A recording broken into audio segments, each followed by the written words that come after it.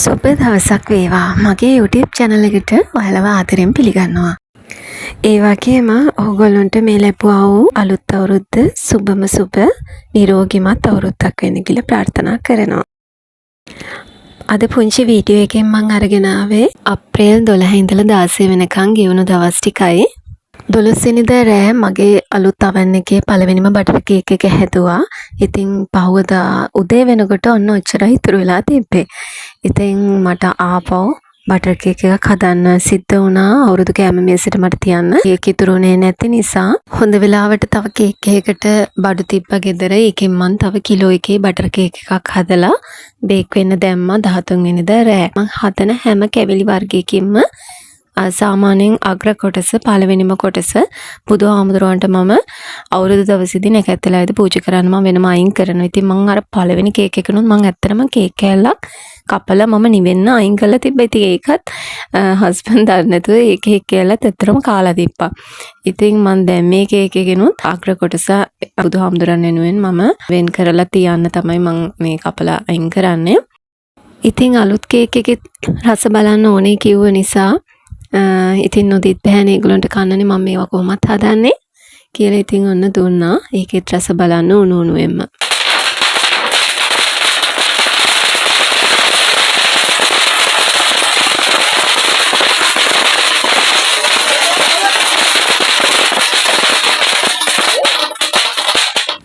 දාහතර වෙනිදා අපි හැමෝම කරන චාරිත්‍ර වාරිත්‍ර අපේ ගෙදරත් කරා. ඉතින් මම ඒක මොකොත් අමුතුවෙන් වීඩියෝ කරේ නැහැ. 16 වෙනිදා අපේ ගෙදරට නෑදෑයෝ පවුල් දෙකක් එනවා. ඉතින් ඒගොල්ලොන්ට රෑ කෑමක් හදන්න තියෙනවා. ඉතින් මේ 15 වෙනිදා රෑ මම මේ ටික මට පුළුවන් දේවල් මං උයලා තිබ්බා. මං චිකන් එක හැදුවා. මාළු ඩෙවල් එකට මාළු ටික මං එයා ෆ්‍රයි එකට දැම්මා. අල තෙල් දාන හිතන් ඉන්නවා. ඒකට අල තම්බලා ඒවා ෆ්‍රිජ් එකට දැම්මා. එතකොට සැලඩ් එකට ඕන අන්නාසි පිපිඤ්ඤ වගේ ඒවා කපලා තිබ්බා. පිඟන් කෝප්ප ටික පවා හොදලා තිබ්බා. මම 12 වෙනිදා මගේ කොණ්ඩෙට නැනෝ කෙරටින් ට්‍රීට්මන්ට් එකක් කරා. ඉතින් ඒකේ වොෂ් එකට මට 16 වෙනිදා එන්න කිව්වා. පණ පිටියට මට යන්න ඕනේ උදේ වරුවේ. එතකොට මට 16 රෑ උයන්න මට වෙලාව මදි වෙන නිසා මම පෙර සූදානමට පොඩ්ඩක් උයලා ලෑස්ති කරන්න කලින් තියන්න පුළුවන් ටික ලෑස්ති කරා. ඉතින් මම එදා වොෂ් එකට ගිහිල්ලා හරි ගෙදර එනකොට 1:00ට විතර ඇති.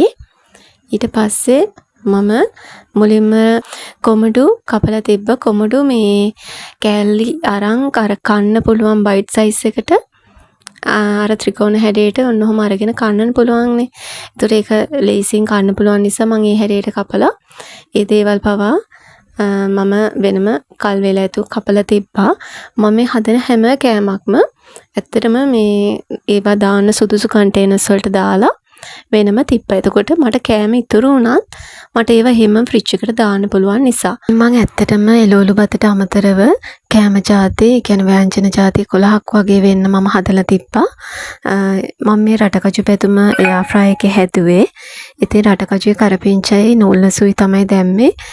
පපඩම් මම වෙනම බෙදලා තියෙන නිසා ඉතින් මදි පාඩුවකට වගේ නිසා මම අර මුරුක්කු පැකට් දෙකක් උඩු කරලා දැම්මා. ඉතින් මම පරිප්පු හැදුවා. මේ තියෙන මාළු ඩෙවල් එක හැදුවා. පපඩම් හැදුවා.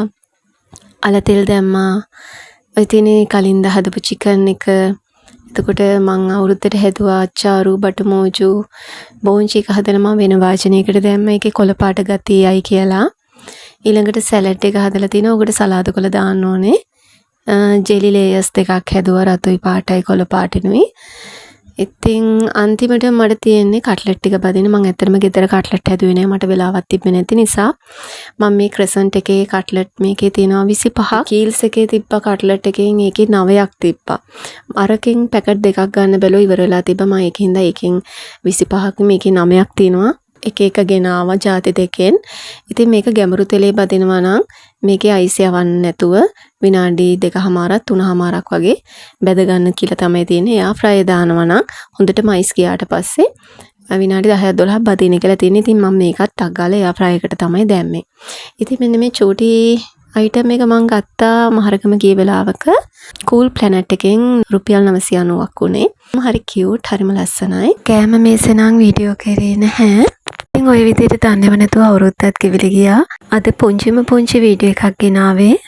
ඉතින් ඕගොල්ලන්ටත් මේ මුළු රටටත් ලෝකයටත් සාමය සතුටුදා වෙන සුබම සුබ අලුත් අවුරුද්දක් ප්‍රාර්ථනා කරමින් අතට ගිහිල්ලා එන්නම්. සුබ දවසක්.